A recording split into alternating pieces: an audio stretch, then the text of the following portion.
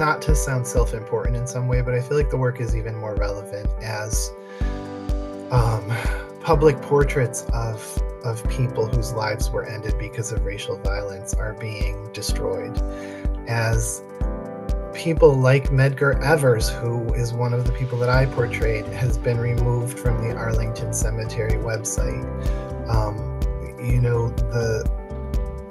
That's a travesty that these things are happening, this forced whitening of America and American history. As a white person, I think it's despicable.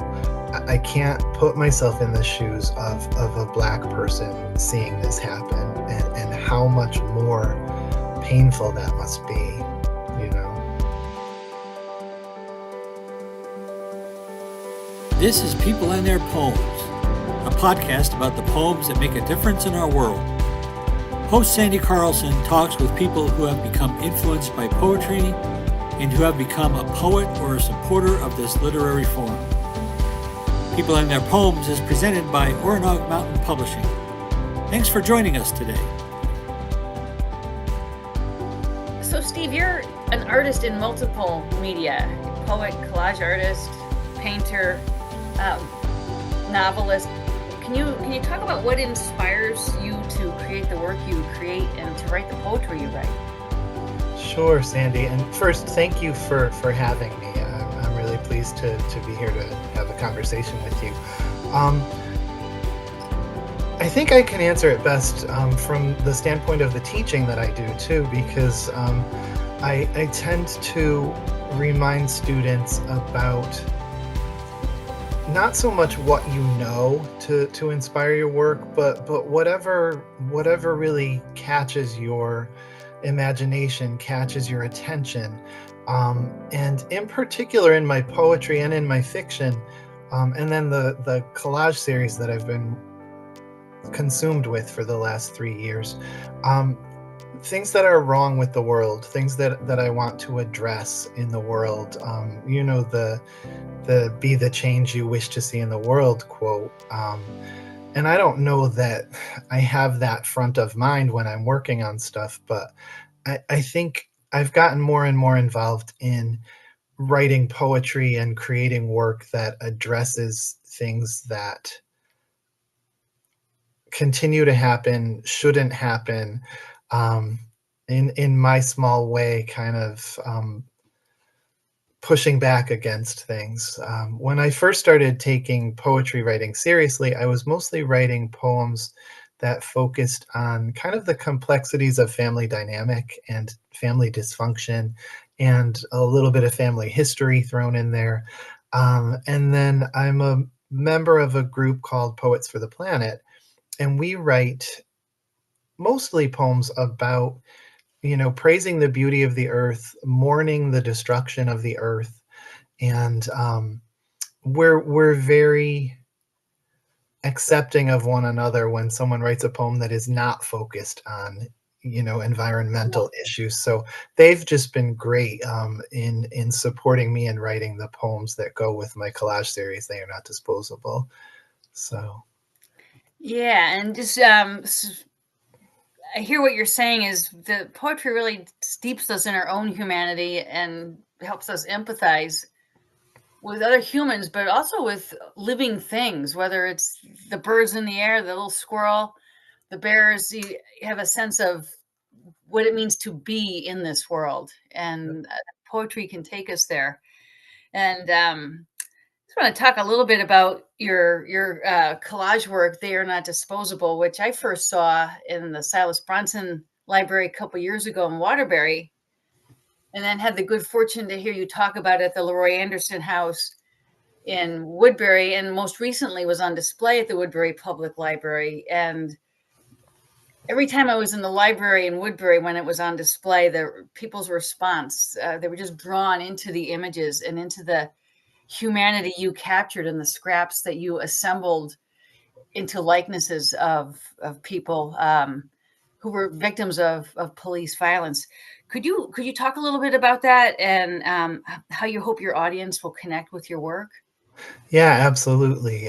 Thank you. That's a great question. And also my appearance at the Leroy Anderson House was thanks to you. So, so thank you for that as well. Yeah, the collage series, and just one little clarification. Many of the individuals that I portrayed absolutely were victims of police violence. Others were victims of plain old white supremacist violence. So I think that that's a good distinction to make.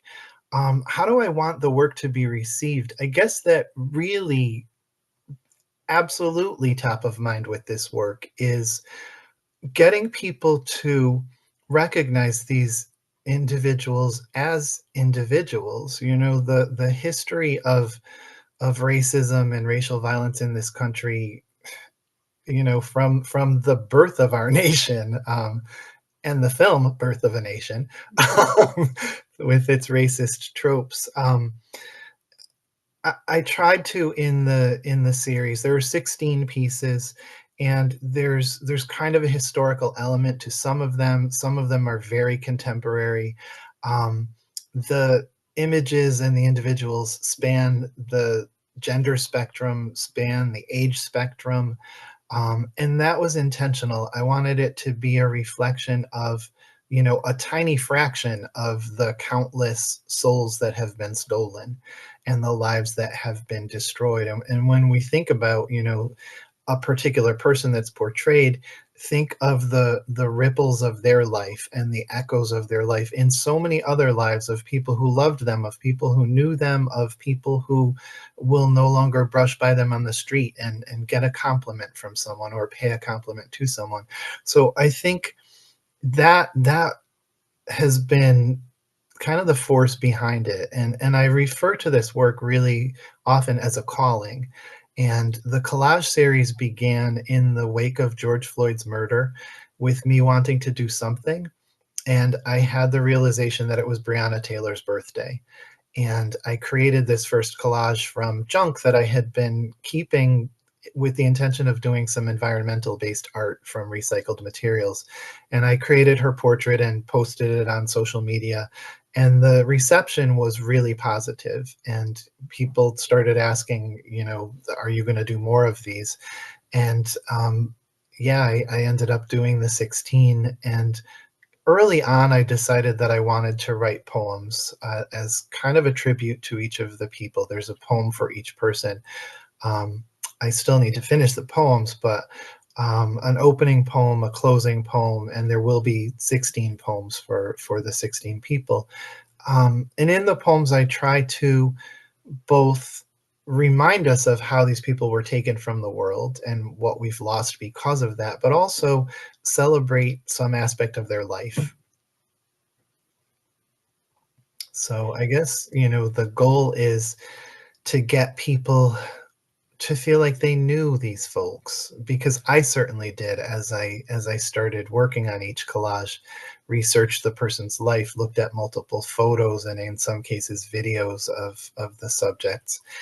And with each collage, I felt like I formed some kind of a connection with that person.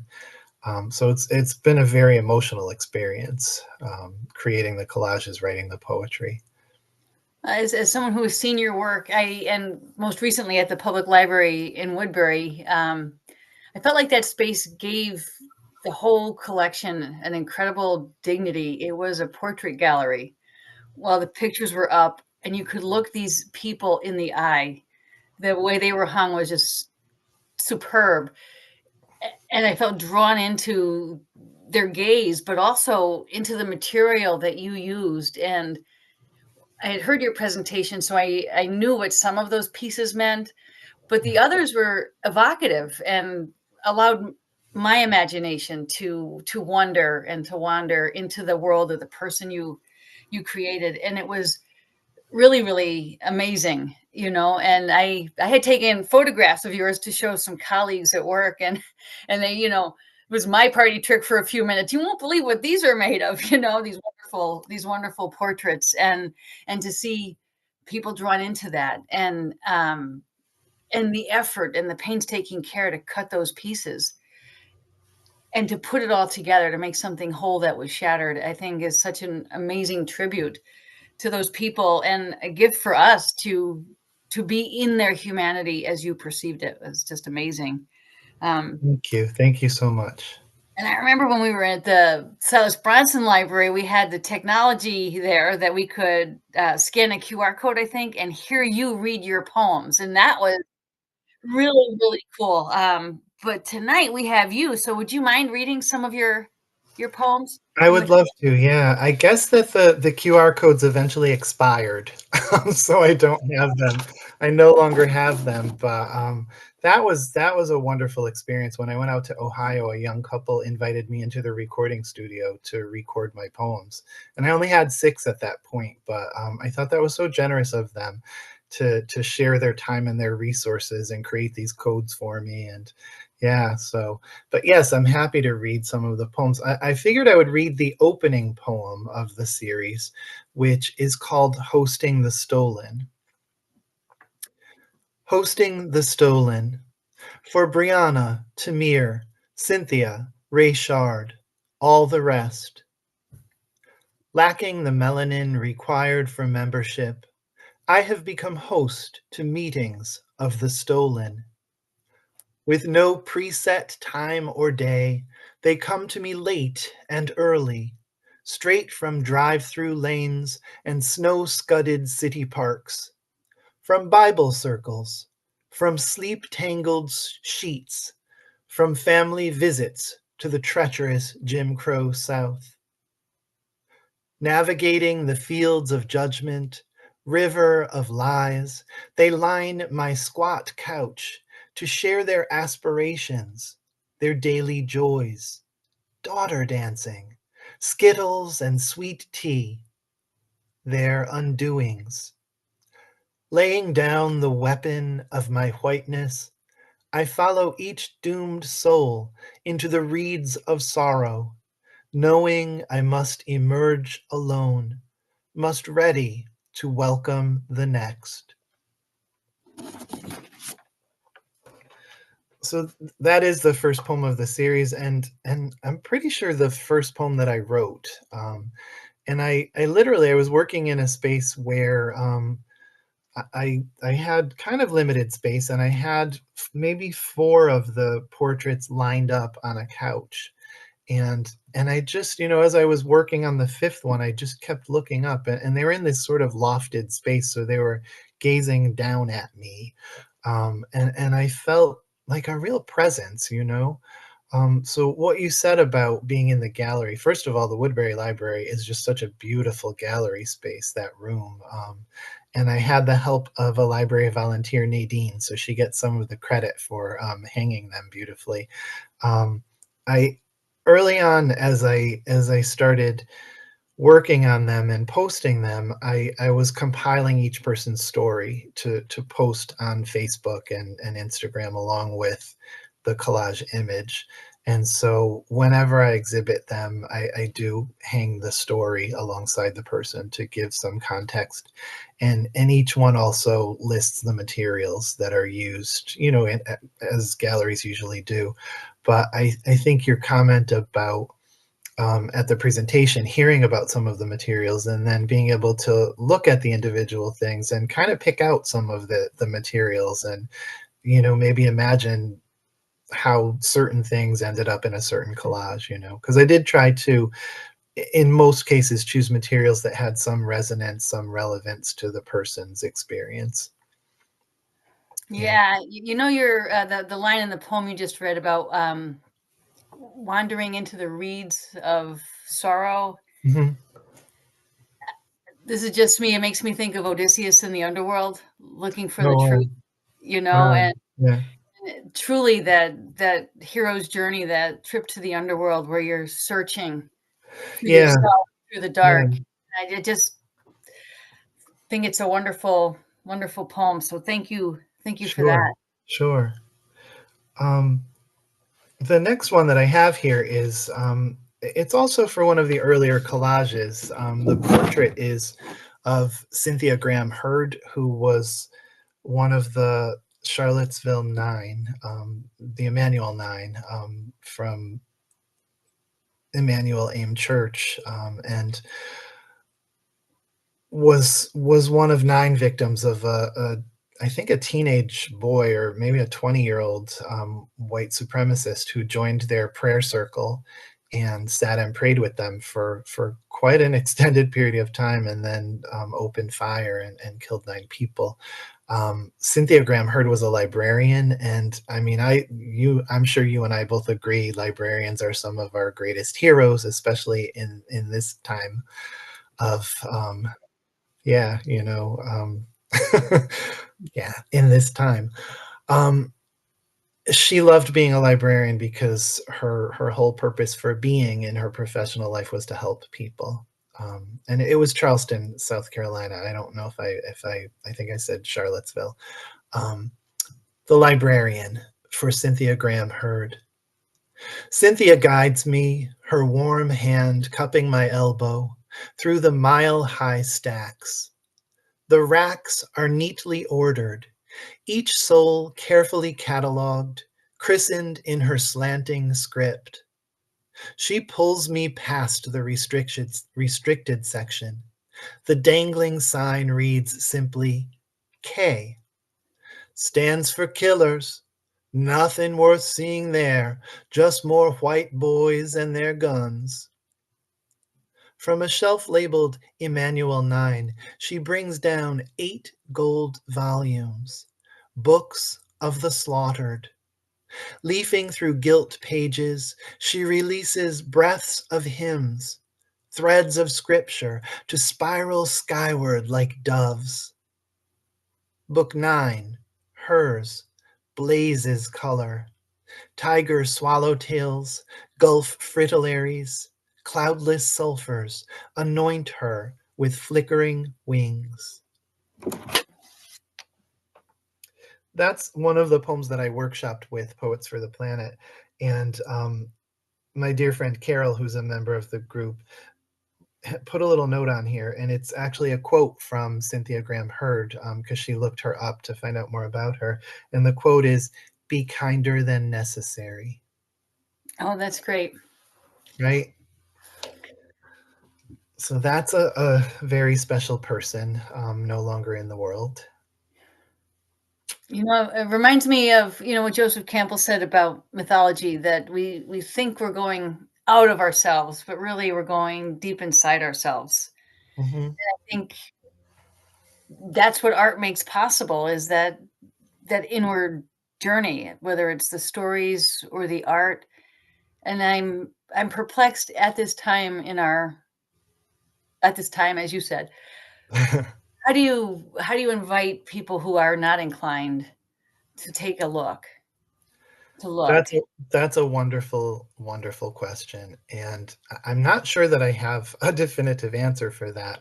I do know that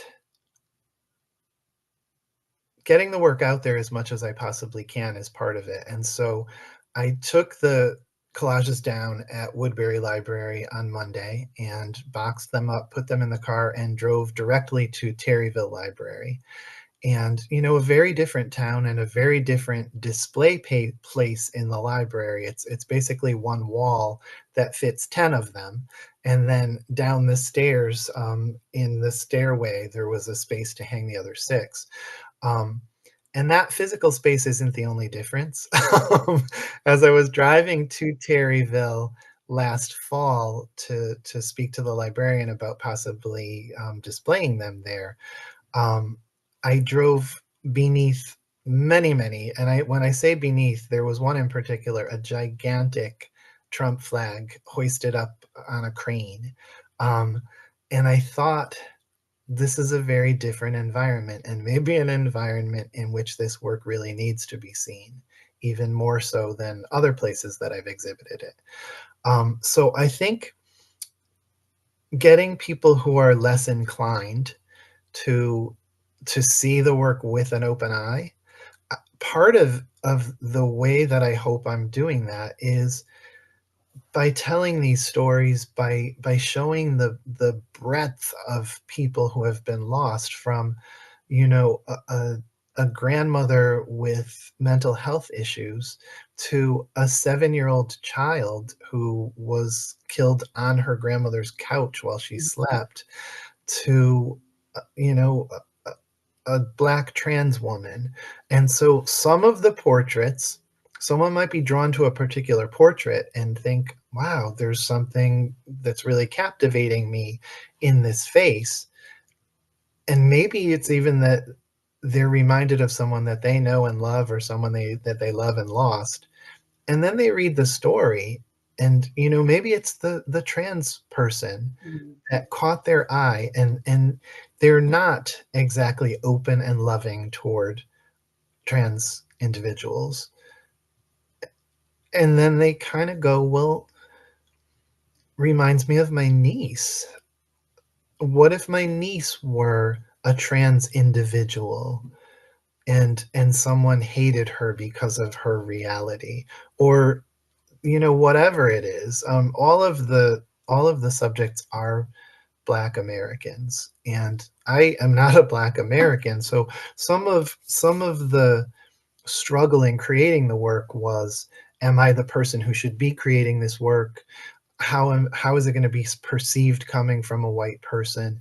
And I think I was able to get past that, because I had some wonderful friends of all different races and persuasions and ages, and supporting what I was doing and understanding what I was doing.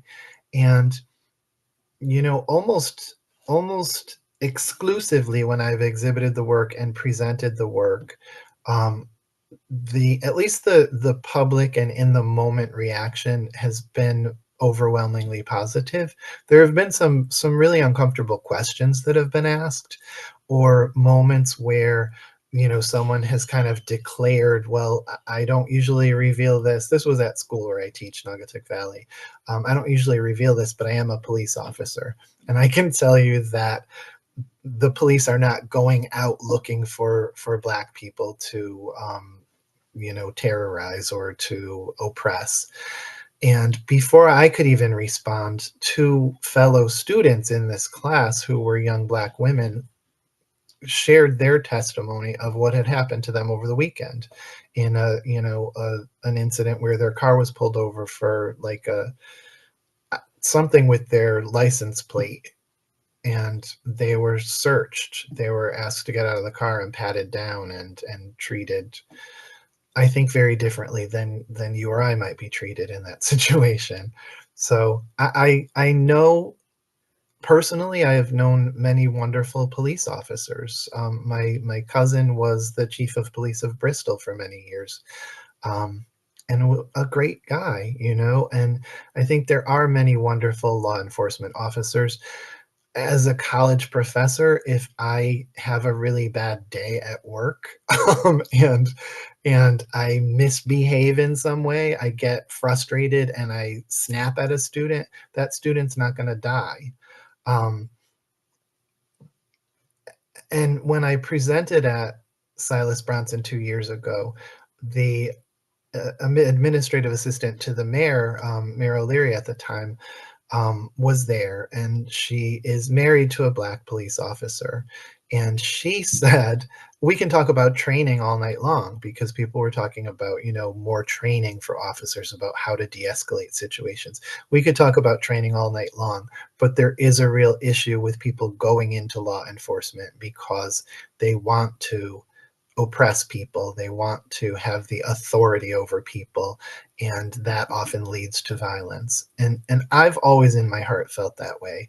So to have her say that was very meaningful, and I think it meant a lot to the audience that was there. And it was a very um, integrated audience. It was an audience of people, from all over the place, and many Black Americans in the audience. And I got some really wonderful feedback, being encouraged to go into schools and to present this work more widely. So yeah, I feel more committed to it than ever, and we've said a couple of times, in this time that we're in, and I just came out and said there was a giant Trump flag hanging, so we know what time we're talking about.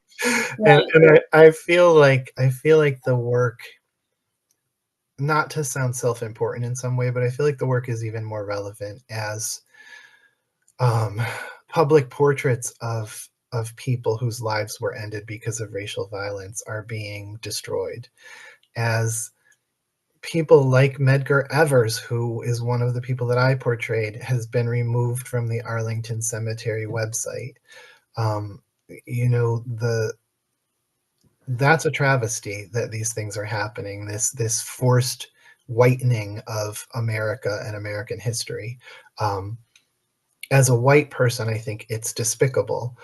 I can't put myself in the shoes of a black person seeing this happen, and how much more painful that must be, you know?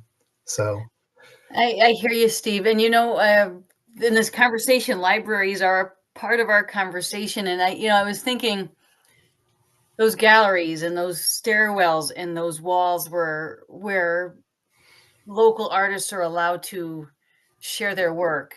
Um, it's a and I'm thinking of the stereotype of libraries as quiet places, which isn't always the case, but yeah, the gallery in Woodbury certainly is a very peaceful place. And I've popped in there to see the art exhibits during the week when it's all mine. And I think that the quiet of those places gives the viewer permission to have a real response that they don't have to justify to the person to the left or to the right of them. They don't have to explain it. They can just have it, think about it, and go away. And I think let's hear it for quiet libraries, right? Because that's where we can have our thoughts and own them and have them privately in a public space and be transformed by opposing viewpoints yep, and to process that. And I think we have that in a very fraught time, that these conversations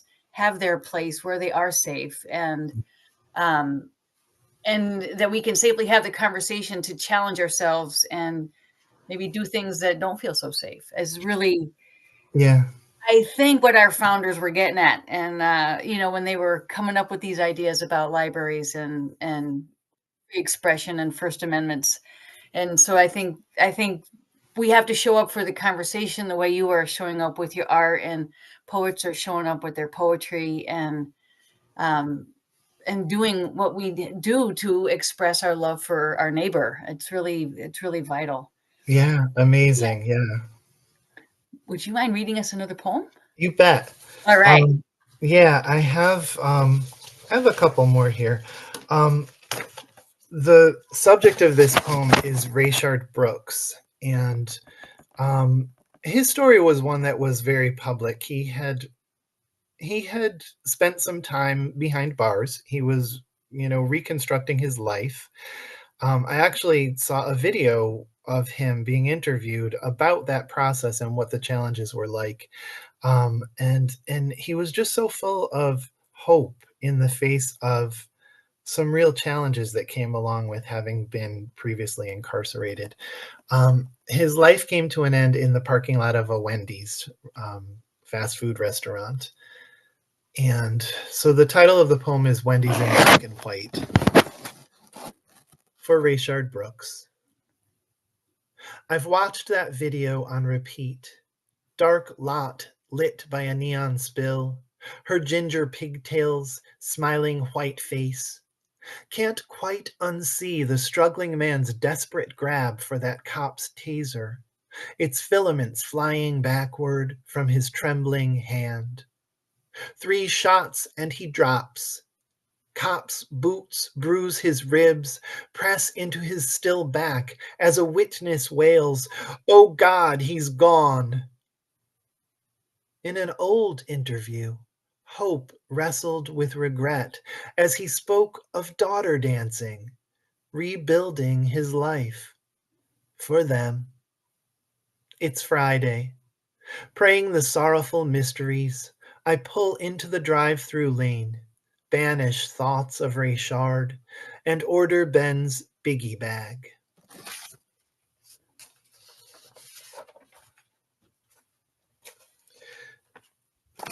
it was interesting working on the collage of Richard, and I'm gonna be really honest, when I first read his story, and part of the way that I chose the subject was by the initial that started their first name, because when you put all 16 in the proper order, it spells out Black Lives Matter, and so Richard would be the R in matter, and when I read his story, and this is where I'm gonna say, I think I'll be very honest with you. I think it was my sort of implicit bias when I learned that he had been incarcerated, when I learned that he had fallen asleep in the drive-thru at Wendy's because he was intoxicated. I thought for a bit, is this a person that I should portray? Because is he going to sort of reinforce somebody's negative stereotype? And then I thought, he's so much more than that negative stereotype. He was a father of two little girls. He was someone trying to put his life back together. He was charming in that interview. He had a sense of humor and this depth of hope and spirit. And I felt kind of ashamed that I initially thought, yeah, maybe he's not the right person. So his collage and his story is one that I always hope that someone will ask about, you know, because I think he's someone that deserves to be remembered for so much more than that one video of him trying to flee and you know being murdered in that moment. Um, a really different choice that I made, in a way, is the next subject, Lieutenant Aaron Salter Jr. He was the retired Buffalo police officer who was working as a security guard at the Tops Market, where a young man went, and this is the terminology that was used in news reports, that he went hunting for black people. He went to this supermarket with the express motive of killing as many black people as he could. And when he got into the supermarket, he bypassed any of the white shoppers. So Lieutenant Salter tried to stop him in the parking lot and lost his life. And this poem is me imagining an interaction with him. The title, which is a run-in title, is so I'll just run into the poem.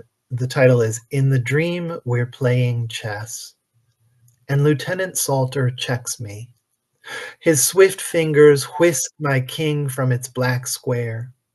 White crown clicking tabletop, he asks, "More pie?" I nod, tongue a tingle. He's uniformed, not his top's friendly garb. That hangs behind him, bullet-holed, alongside his water engine blueprints. All in buffalo black, badge catching late daylight, hat cocked just so. I don't dare ask about black bodies splayed in the produce aisle, crimson pooling on checkered tiles. As he slides the slab my way, I say, "Your famous sweet potato pie, I read about it in my obit." He grins. "Let's not talk about that. Or the 9 souls I couldn't save, or about white boys who hunt grandmas just out buying berries." We start another game, but the pieces splinter like bones, and I wake, a phantom scent of cinnamon and clove lingering. When I was learning about Lieutenant Salter, something amazing that I learned about him is that he invented an engine that ran on water. And he was on, I can't remember what program he was on, but a few years ago he was on a TV show demonstrating his engine. And he was a master chess player, and everyone loved his sweet potato pie and, a certain style of music that he always played. Um, so he was someone that I really felt like I got to know, and on some very tiny level, nothing to what the people actually knew him must have felt. I felt this loss, you know? Um, yeah. I have two more poems. I don't know if we have time for two more poems. I think I would love to hear two more poems, and so would anybody listening. So why don't we go ahead? Okay. Latasha Harlins was a 16-year-old girl who was murdered around the time of the Rodney King incident, and her death was part of what sparked the uprising in Los Angeles. Um, I'll just read it. I think it kind of explains itself. No safety in numbers for Latasha Harlins. Is it deflection, this impulse pulling me again to process her loss via numbers? Safer, perhaps, than inviting in images, blood-splashed backpack, scatter of snack cakes where she fell. I manage to push those back, keep calculating, even as the numbers misbehave. No balance, no logic, just jangled equations lined up in infinite deadly patterns. Her shot-shattered skull, $2 clutched in a dead girl's fist. No solving a problem that starts one black girl plus one shopkeeper, divide by implicit bias, add 12 ounces of Tropicana. If a bullet costs 50 cents, how can 15 years of dreams be worth just $1.79? So if it's not clear from the poem, she was mistakenly thought to be shoplifting a bottle of Tropicana orange juice, and the shopkeeper tried to pull it from her. She had stuck it in her backpack to come up to the counter, and the shopkeeper kind of pulled at her, and she pushed back. And as she turned to leave, she was shot in the back of the head. When they found her, she had $2 in her hand, with which she had intended to pay for that juice. Little side note: the woman who killed her was given a sentence of community service, and a very light sentence. It was lighter, in fact, than the same judge had given a man who had kicked a dog. He had Wow. This judge had given a harsher sentence to a man who had kicked a dog than to a woman who had shot a young girl in the back of the head. So makes one think. And leaves one speechless to imagine how a bottle of orange juice could somebody Yeah. so carrying so much rage in their heart would Right. justify that behavior, that choice. Right. Right. And there's actually the Latasha Harlins Foundation in California, and they have a website, of course, and you can read more of her story. And even beyond that, I watched a short film. I think it was on Netflix, and it was called Love Song for Latasha. And it was really beautiful. And it was friends and family members reminiscing about her. So again, like the opportunity to know someone beyond their horrible story of how they were taken from the world. So the final poem is the final poem of the series, and just a little quick introduction.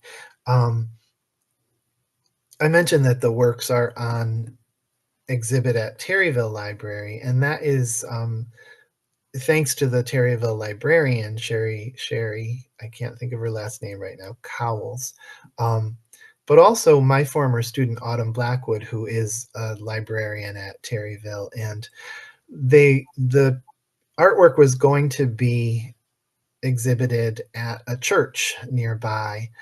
And when the church council heard about it, they decided that they didn't want to risk alienating the parishioners by exhibiting my artwork, which made me very sad. But I felt saddest for the woman who had initially invited me, because I think that really had her reconsidering you know, a lot of things. But I posted on Facebook, and I didn't name the church, and I certainly am not going to name the church here. But when I posted, Autumn was someone who immediately jumped in and said, "Contact the librarian at Terryville who is in charge of exhibits, because I think she would really like to have your work here." And so anyway, um, the poem is titled Holy Stations, and it's mainly because my work was going to be exhibited in that church, and it was just white walls and plain windows. And I thought, these works, and I said, these are going to look like Stations of the Cross. And the pastor and the woman who had invited me said, that's what we were thinking, because these people are like saints. And I said, I've always referred to them as martyrs. So the poem is titled Holy Stations. I picture the 16 stolen souls, black faces mosaicked from ripped gift paper, from frozen pizza boxes, from Easter foil wisps and printed prayers. Scissored, glued, these reconstructed cast-offs smile, safely sealed beneath sheets of glass, though safety tricked them in parks and church basements, in grocery aisles, on grandmom's couch.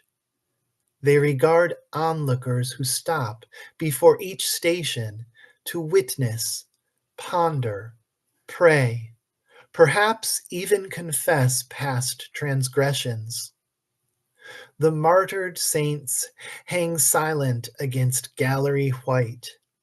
In black goodwill frames, they offer no assurance as each pilgrim pleads, "Forgive us our trespasses." That is beautiful. Thank you. Thank you.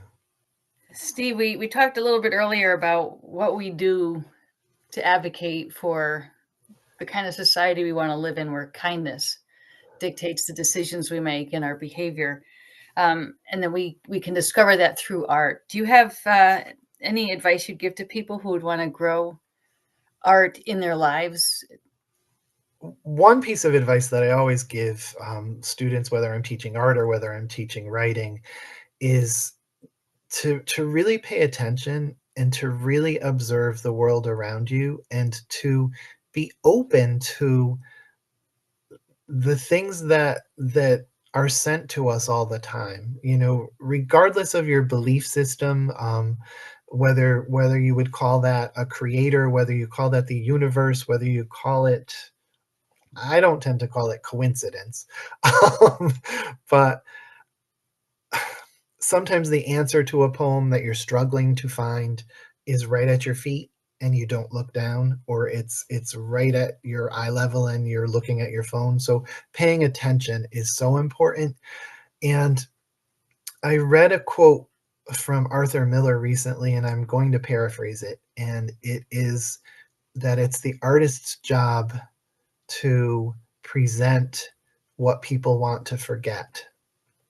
Oh, wow. Something along those lines. And I'll send you the actual quote when I find it. But um, I think that that's so important. If something is calling to you and wanting to be portrayed on a canvas or on a stage or on a page, try not to ignore it. Sometimes that means delving into really deep pain. And you said something before about how art through art, we're creating ourselves, we're discovering ourselves, and we're discovering other people. And what are greater gifts than that? So the pain that we sometimes need to go through, whether it's physical pain of the process of sculpting or painting, whether it's emotional pain of digging into stuff that we would rather not think about or address, that we need to do in our writing. And the other piece of advice, and this one is maybe even tougher, is don't despair, because it's really easy to lose faith in what you're doing, to not even be able to have faith in what you're doing, to have that voice in your head saying like, who do you think you are to be creating something and thinking people care about it. I think if we care about it, other people will care about it. And if you're working on something that is really hard emotional work, don't despair. And if you're living currently in a nation that seems to be going, well, that's not the nation that's going out of its way to make us despair, do anything that you can to seize those little moments of joy and inspiration, because they're there even in the depths of despair, and maybe it's just connecting with someone else's sense of despair that helps rejuvenate your spirit. So I don't know, people I think very often are dismissive of artists, and I mean every kind of artist, right? Actors, artists, poets. When my wife and I were art majors, other people in other majors would be like, oh, you're an art major, that must be fun. What we should have said was like, yeah, we took anthropology and math and English and all of the things that you're taking, and we spend like 20 hours in a studio every week too. And that doesn't mean that what we're doing is more intense or better or more worthy, but I think people forget the worth of art. And I think in times like these, art is more important than ever, because it can be the thing that unites us and gets us to keep going when we feel like it's really dark out there. So I guess that's my answer. My answers are always rambling and I agree with you, Steve. And I think, all art is an invitation, but it's an invitation to take a risk that you might be different as a result of your experience. For sure. Being able to take that risk requires some safety, right? And so that's why we can go to the library to do it. We'll give our library another plug. Absolutely. Another plug for the libraries and the librarians, and teachers, and not just because we're both teachers, but teachers have a pretty tough time a lot of the times, and a lot of joy in what we do, right?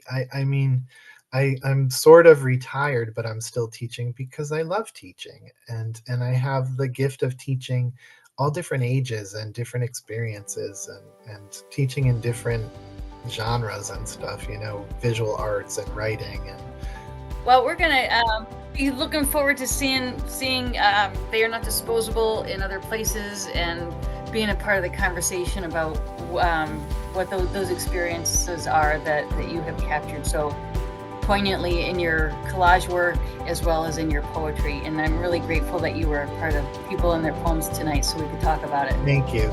It's been my pleasure. You've been listening to People and Their Poems. So glad you can join us. If you'd like to learn more about Oronog Mountain Publishing and the services we provide, you can visit oronogmountainpublishing.com. There you can learn about our publishing and website services, our published poetry collections, and our calls to submission, and about people and their poems. If you'd like to join our writing community and be published on the Oronog Mountain Poetry Journal, please visit oronogmountainpoetry.net. Again, this is People and Their Poems, presented by Oronog Mountain Publishing. Have a great day.